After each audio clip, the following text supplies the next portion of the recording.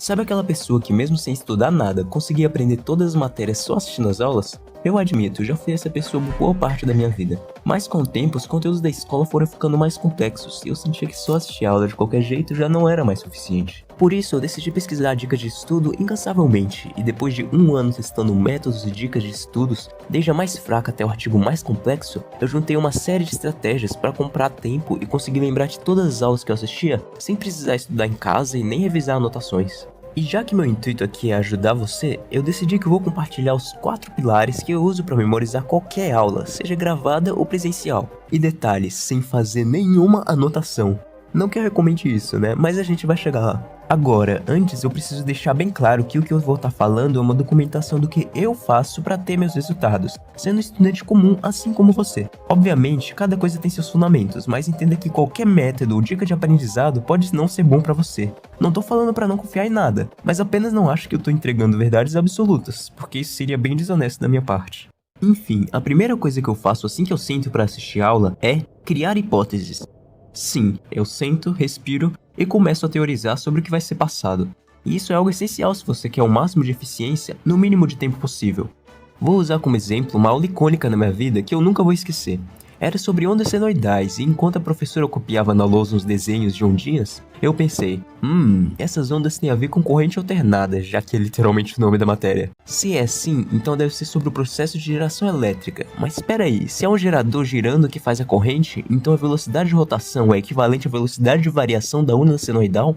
E assim, sem nem perceber, eu entendi em 10 minutos um conceito que só seria explicado 3 semanas depois, e que seria um dos principais assuntos nas provas. E nem preciso dizer que tirei 10 em todas as provas sem estudar nada, até porque tudo depois desse raciocínio foi infinitamente mais fácil de aprender.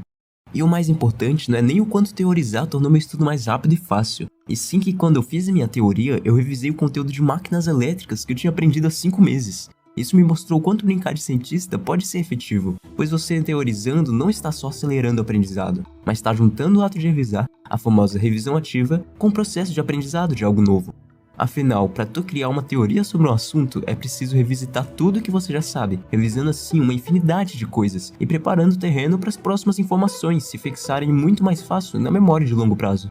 Eu expliquei o quão relevante é criar hipóteses, mas o processo para conseguir isso não é simples. Afinal, o que eu faço quando não tenho nenhuma sacada milagrosa como a que eu contei? Bom, às vezes faço igual no exemplo, só repetindo mesmo, mas a forma que eu mais recomendo é um maybe mapping, que eu chamo de mapa teórico, já que a tradução exata não é das melhores. Esse mapa teórico é algo que eu aprendi com um youtuber e doutor americano que cria uns métodos insanos baseados na psicologia cognitiva, e consiste basicamente em reunir palavras-chave sobre o assunto que você quer entender e criar uma espécie de mapa mental sobre como você entende esse assunto só na base do achismo. É algo bem complicado de masterizar, mas dá pra adaptar livremente pro seu próprio jeitinho. O único problema dele é que geralmente quando eu tô em sala de aula não tenho tempo suficiente, por isso o mapa teórico é bom mais pra videoaulas e livros. Já no presencial, eu costumo apenas fazer hipóteses rápidas na mente e acompanhar o raciocínio do professor, o que admito ser bem desafiador, mas também é recompensador. E é justamente essa sensação de realização de acertar minha teoria que me ajuda mais ainda a memorizar tudo. A explicação está no ponto de vista comportamental do aprendizado, o tal do behaviorismo, onde o aprendizado ocorre através do reforço positivo e negativo, e quando eu faço uma descoberta, mesmo sem ser o primeiro,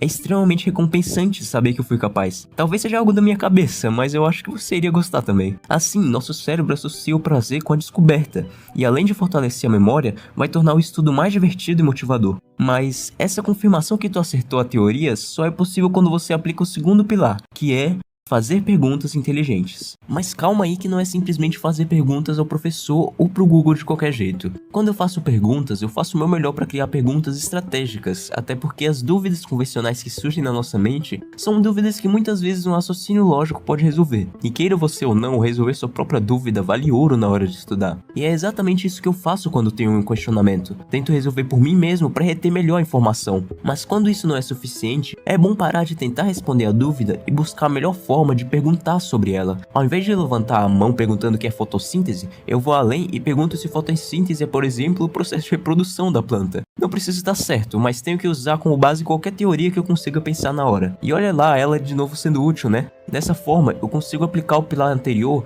e ainda ganho uma resposta que vai ser muito mais útil, afinal, o professor vai saber muito bem o que se passa na minha cabeça e vai explicar da melhor forma possível para que faça sentido de acordo com o que eu já sei. Ok que é meio constrangedor quando tu fala algo nada a ver, mas como um mentor que eu acompanho sempre diz, quem primeiro se envergonha, primeiro ganha. Então não tenha medo de parecer burro, até porque se tu faz uma pergunta idiota, só significa que se não a fizesse, você dificilmente acharia a resposta para ela. Terceiro e mais importante pilar, conexão interdisciplinar. Agora o negócio fica muito extremo, essa é uma das coisas mais ignoradas tanto pelos estudantes quanto alguns professores, sendo que é simplesmente divina. A interdisciplinaridade, que significa a conexão entre vários assuntos diferentes, não é só um pilar, é uma ponte inteira para qualquer um que queira se sair bem nos estudos. Pensa comigo, se você relaciona algo que aprendeu em química com aula de biologia, você está relembrando de um assunto passado, melhorando o entendimento de algo novo, fortalecendo a conexão entre as duas informações e basicamente gritando pro teu cérebro que aquilo que tu está estudando é importante. Isso faz parte do conceito de elaboração famoso na psicologia, caso você queira estudar sobre, e eu com certeza não deixaria isso de lado para me beneficiar. Sabe a fatídica frase da neurociência que diz: neurônios que disparam juntos, crescem juntos? Bom, é meio autoexplicativo, mas trazendo de forma grosseira para a educação, quanto mais relações entre diferentes conhecimentos, melhor. E é basicamente isso que eu faço para conseguir aprender conteúdos inteiros unicamente com algumas aulas. Para você ter uma noção, eu concilio o ensino médio, curso técnico, canal do YouTube, aplicação para bolsas de intercâmbio, inglês, Olimpíadas e projetos de pesquisa científica. Tudo isso sem deixar de me sair minimamente bem em cada coisa. Tudo isso graças à habilidade de conectar as coisas que eu estudo. E você aprendendo a fazer isso não só com conteúdo acadêmico, mas também outras habilidades e experiências cotidianas, você está transformando um método de estudo normal em uma estratégia incrível para sua vida no geral. Agora, sobre como eu faço essas conexões, é meio complicado explicar por ser bem subjetivo. Eu simplesmente uso de tudo que eu já falei nesse vídeo, e meio que por um hábito elas já se formam. Mas para chegar nesse nível, eu passei alguns meses tentando relacionar tudo que eu aprendia com o máximo de coisas possíveis. Tinha dias que eu ficava exausto com uma simples sessão de estudos. Eu acho que podia ter pego menos pesado, mas com bastante treino, eu garanto que fazer relações entre diferentes matérias, conhecimentos e habilidades não só vai te dar algumas boas notas, e sim te tornar em um verdadeiro polímata. Assim, eu sei que pode estar meio em aberto esse pilar, mas é porque é realmente algo que você deve fazer. Sei lá, eu sinto que tá virando moda se fixar em uma série de métodos sem questionar. Não que seja ruim, na verdade ter um método sólido é bom, mas cara, quando for adotar qualquer dica, tenta alterar ela de um jeito que te traga mais resultado. Eu gosto de pensar que aprender é igual um jogo, dá pra evoluir praticando e consumindo técnicas alheias, mas tu nunca vai se destacar se não criar seu próprio jeitinho de jogar. Dito isso, vou falar algo que alguns já devem ter percebido, e que seria um atalho para formar relações da melhor forma. Lembra que eu disse que não fazia anotações? Pois é, esse é o quarto pilar, anotações não lineares. E esse em específico é algo que eu ainda tô testando, e ainda não uso em aulas, como já tinha dito, apenas quando leio livros e PDFs, e anda me ajudando demais. As anotações que eu geralmente fazia eram textos escritos linha por linha, mas eu nunca vi resultado com elas. Eu sempre tinha que ficar revisando 4 vezes por mês, para realmente reter aquilo por um grande tempo, e isso nunca foi sustentável para mim.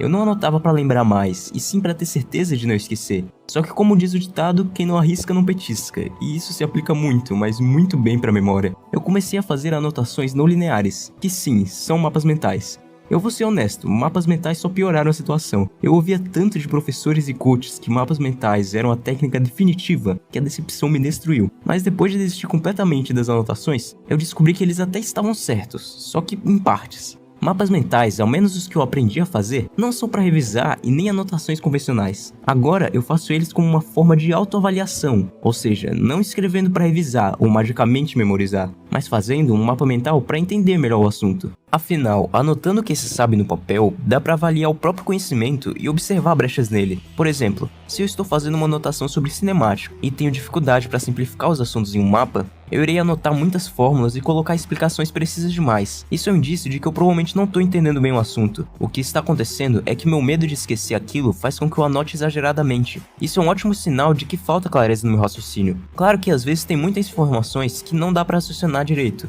Nesse caso, eu uso flashcards para poder ajudar, mas na maioria dos casos não é assim. E através dessa observação, eu posso muito bem focar naquilo que realmente importa, aquilo que eu não entendo. Sinceramente, boa parte dos pilares que citei são bem desconhecidos aqui no Brasil. Sério, quase não vejo gente falando sobre a parte mais cognitiva do aprendizado, talvez pela complexidade absurda e incerteza entre os pesquisadores. E por conta disso, acho que não deu pra explicar muito bem cada coisa, mas eu planejo aprofundar sobre cada aspecto e estratégia em vídeos futuros. Então se inscreve aí pra quando sair vídeo novo, tu poder entender melhor essa parte ofuscada da educação. E já começa a espancar o like pra eu saber se esse vídeo foi útil. Boa parte das informações foram tiradas não só da minha experiência, mas também do canal do Justin e do Benjamin, dois canais gringos incríveis. Pra tu ter noção, o segundo é um cientista cognitivo formado em Stanford. Finalmente vou me despedindo, espero que meu conhecimento tenha te agregado algo, e até a próxima.